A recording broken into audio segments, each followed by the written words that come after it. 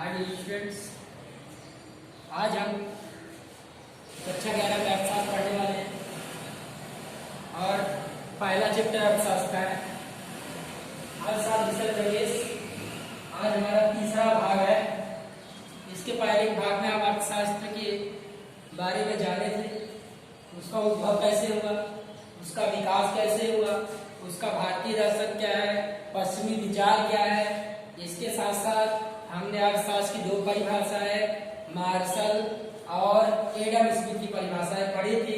अब उसी कड़ी में आज हम दो परिभाषाएं और पढ़ेंगे जिसका नाम है रॉबिन्सन और सैमुअल्स। देखिए डियर स्टूडेंट, ये दो परिभाषाएं दो अर्थशास्त्री हैं, एक का नाम रॉबिन्सन है, दूसरा का नाम सैमुअल्स है। देखिए दोनों ने क्या क्या परिभाषाएं दी हैं।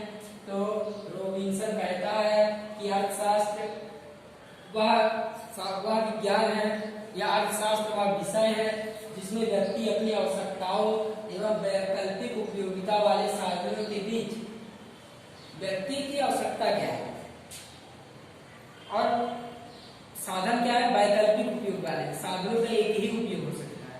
इसलिए रॉबिन्सन कहता है कि अर्थशास्त्र व्यक्ति की आवश्यकताएं और वैकल्पिक साधनों के बीच व्यक्ति की आवश्यकता और जो साधन है उनके बीच कैसे व्यक्ति तालमेल बैठाता है, यानी अपनी आवश्यकता और साधनों के बीच में व्यक्ति कैसे तालमेल बैठाता है, उसी तालमेल का अध्ययन क्या कहलाता है, अर्थशास्त्र कहलाता है। फिर सुनिए, रॉबिन्सन कहता है कि अर्थशास्त्र व्यक्ति अपनी आवश्यकताओं और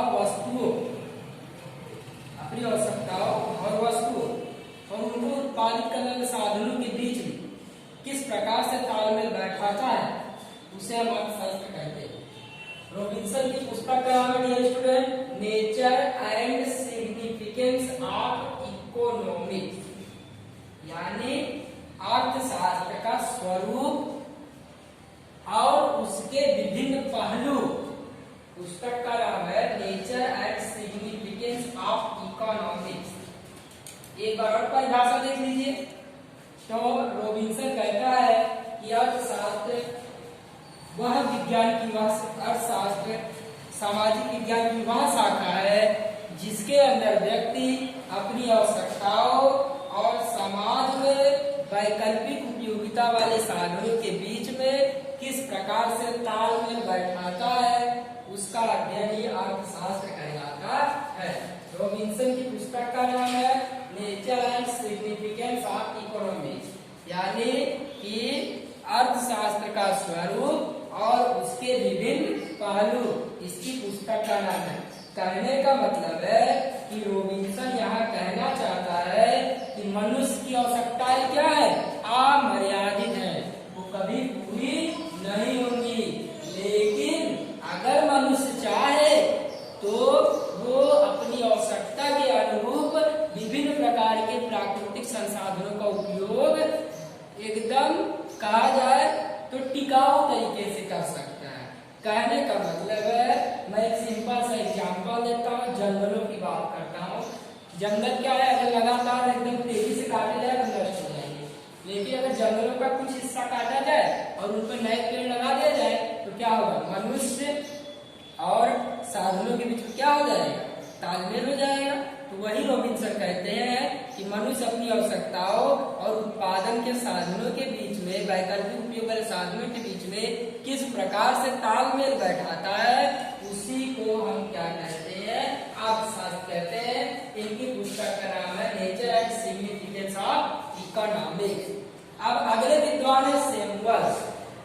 सैमुअल्स जो है वो कहते हैं कि समाज किस प्रकार से कमी वाले साधनों का उपयोग करते, यानी जो वस्तुएं समाज में कम है, प्रकृति में कम है, लेकिन उनका उपयोग करके अपनी महत्वपूर्ण आवश्यकताओं को पूरा करता है।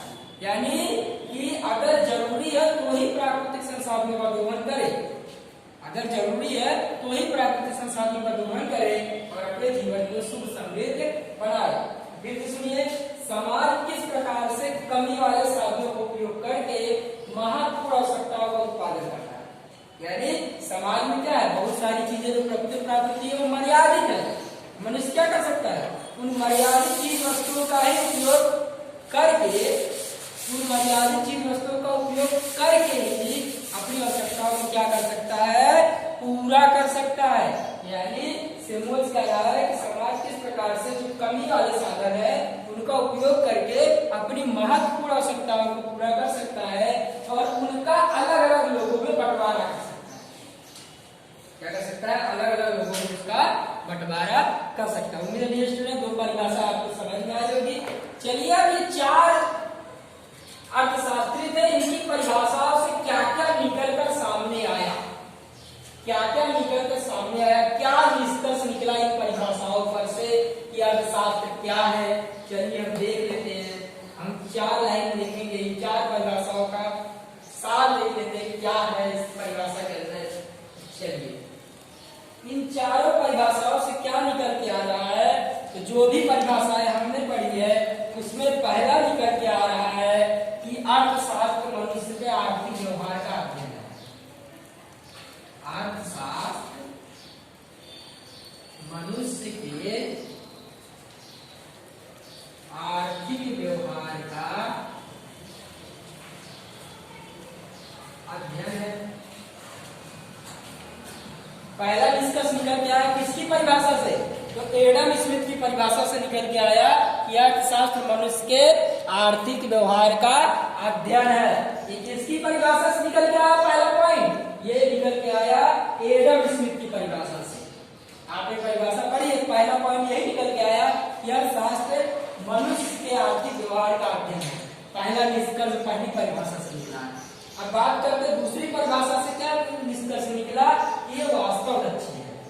ये वास्तव लक्ष्य है यानी ये दिखाई देता है, ये वास्तव लक्ष्य है, ये किसी दर्शन शास्त्र पे आधारित नहीं है। तीसरा निष्कर्ष क्या निकल कर रहा है स्टूडेंट, इसके अध्ययन की पद्धति वैज्ञानिक है। यानी इसकी अध्ययन पद्धति वैज्ञानिक कैसे हो गई, आपने दो परिभाषाएं पढ़ी, रॉबिन्सन की और सैमुअल्स की। दोनों में ही कहा गया है कि समाज, पहले रॉबिन्सन कहता है कि मनुष्य की आवश्यकताओं को पूरा करने के लिए समाज के साधनों का किस प्रकार से उपयोग किया जाए, पहले वो कहता है। दूसरा कहता है मनुष्य अपनी कम साधनों के बल पर मनुष्य किस तरह से अपनी आवश्यकताओं को पूरा कर सकता है और समाज उसका बंटवारा कर सकता है। दो परिभाषा निकली, यानी क्या कह रहा है कि पर्यावरण को नुकसान पहुंचाए बिना, समाज को नुकसान पहुंचाए बिना हम आर्थिक विकास कर सकते हैं। यानी इससे क्या निष्कर्ष निकला, साइंस में आप क्या पढ़ते हो, किस प्रकार से आप लोगों को जीव विज्ञान में आप पढ़ते हो, बहुत सारी चीजें पढ़ते हैं, किस प्रकार से हम पर्यावरण सुरक्षित रखें, मानव समाज को सुरक्षित रखें, तो इसका अध्ययन क्या है, वैज्ञानिक है। यानी तीन निष्कर्ष यहाँ से निकल गया है स्टूडेंट कि अर्थशास्त्र मनुष्य के आर्थिक व्यवहार का अध्ययन है। ये वास्तव लक्ष्य का मतलब है जो दिखाई देता है, जो हमें समझ में आता है, हमारे आसपास जो गतिविधियां होती है दिखाई देता है। इसके अध्ययन की पद्धति क्या है, वैज्ञानिक है, साइंटिफिक है। उम्मीद स्टूडेंट ये निष्कर्ष आपको समझ में आया होगा। अब हम अगले टॉपिक चलते हैं, आर्थिक प्रवृत्ति और अनार्थिक प्रवृत्ति। चलिए एक सिंपल सा टॉपिक है, इसको हम फटाफट खत्म कर लेते हैं। चलिए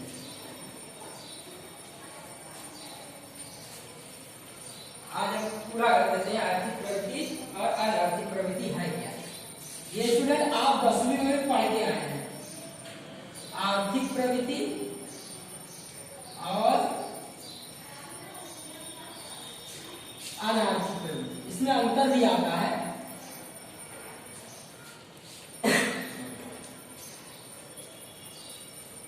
आर्थिक प्रवृत्ति क्या होता है, तो आर्थिक प्रवृत्ति के अंदर व्यक्ति अपनी आवश्यकताओं को पूरा करने के लिए वस्तु और सेवा का विनिमय करके, व्यक्ति अपनी आवश्यकताओं को पूरा करने के लिए वस्तु और सेवा का विनिमय करके दूसरी वस्तु और सेवा प्राप्त करता है, उसी को हम आर्थिक प्रवृत्ति कहते हैं।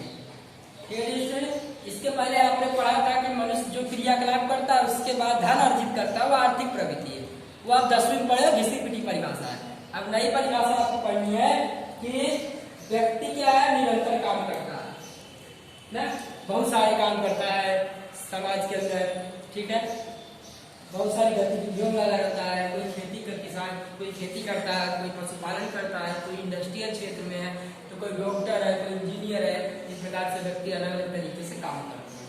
तो अगर मैं कहूँ कि आर्थिक प्रवृत्ति वह प्रवृत्ति है जिसके तहत मनुष्य किसी न किसी प्रकार की आर्थिक प्रवृत्ति करके मुद्रा का अर्जन करता है, उसे हम आर्थिक प्रवृत्ति कहते हैं।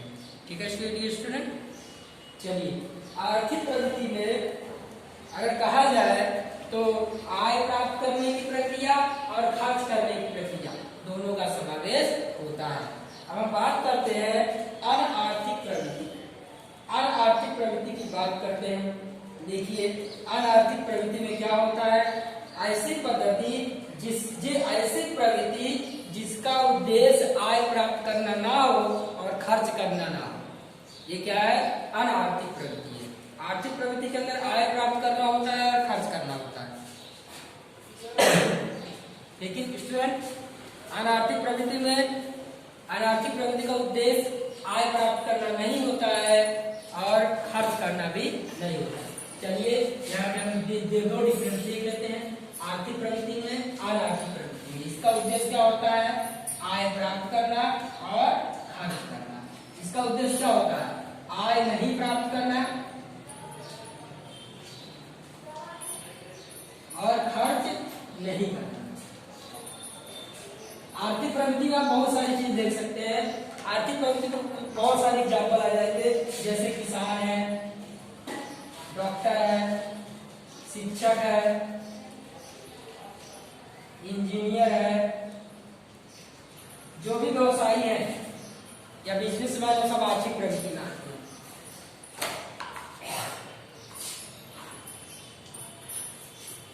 अनार्थिक प्रवृत्ति में क्या क्या है, तो चलिए हम कुछ एग्जाम्पल देखते हैं। अनार्थिक प्रवृत्ति जैसे होटल में खाना खाना। होटल में हमने खाना खाया, हमने आय अर्जित नहीं किया, हमने वहां पे खर्च किया, लेकिन किस लिए किया? अपनी भूख को संतुष्ट करने के लिए किया। हम वहां कोई प्रवृत्ति नहीं कर रहे हैं, वहां हम अपनी भूख को संतुष्ट कर रहे हैं। यानी होटल में खाना खाना ये एक प्रकार की क्या है? अनार्थिक प्रवृत्ति है। सेकेंड एग्जाम्पल है सिनेमा घर में मूवी देखना, फिल्म देखना। ठीक है, ये भी क्या है? अनार्थिक प्रवृत्ति है, क्योंकि इसमें आप खर्च तो कर रहे हैं लेकिन मनोरंजन प्राप्त करने के लिए। इसके साथ साथ खेत में मेहनत करना, ये भी स्टूडेंट, ये आर्थिक प्रवृत्ति नहीं है, ये अनार्थिक प्रवृत्ति नहीं है, ये आर्थिक प्रवृत्ति है। मैं पहले बता चुका हूं, जहां खर्च हो वो आर्थिक प्रवृत्ति है। ध्यान देना, मैं गलती से बोल रहा। देखिए, किसान है, खेती करता है, आय अर्जित करता है, व्यक्ति होटल में खाना खाता है, वहां खर्च करता है। जहां जहां खर्च हो रहा है, जहां जहां आय प्राप्त हो, वो क्या है? आर्थिक प्रवृत्ति है। चलिए, अब अनार्थिक प्रवृत्ति की बात करते हैं।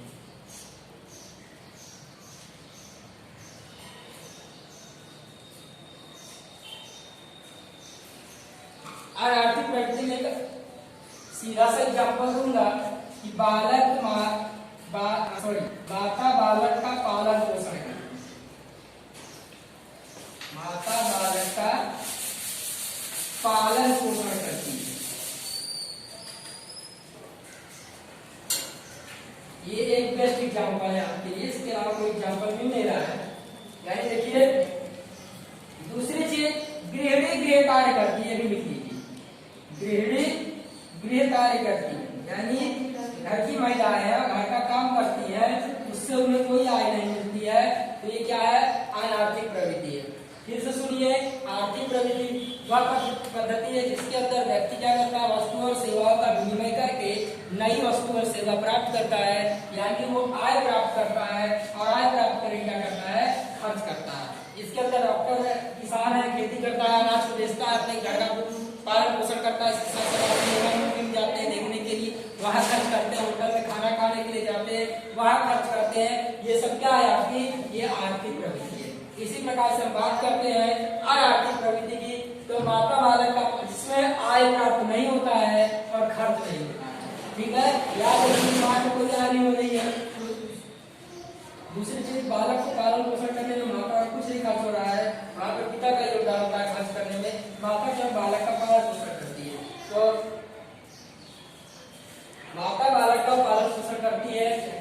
पर गृह कार्य करती है, और साथ साथ किसान के साथ खेत में जो महिलाएं काम करती है, उनके घर की स्त्रियां जो काम करती हैं, उनको भी कोई आय प्राप्त नहीं होती है।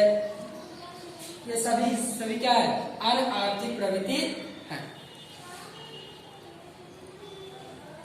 ये स्टूडेंट, अब आपको एक काम है कि आर्थिक प्रवृत्ति और अनार्थिक प्रवृत्ति में आप डिफरेंस लिखिएगा, ठीक है। अगर ना समझ में आए तो कमेंट करके मुझे जवाब दीजिएगा। Thank you very much.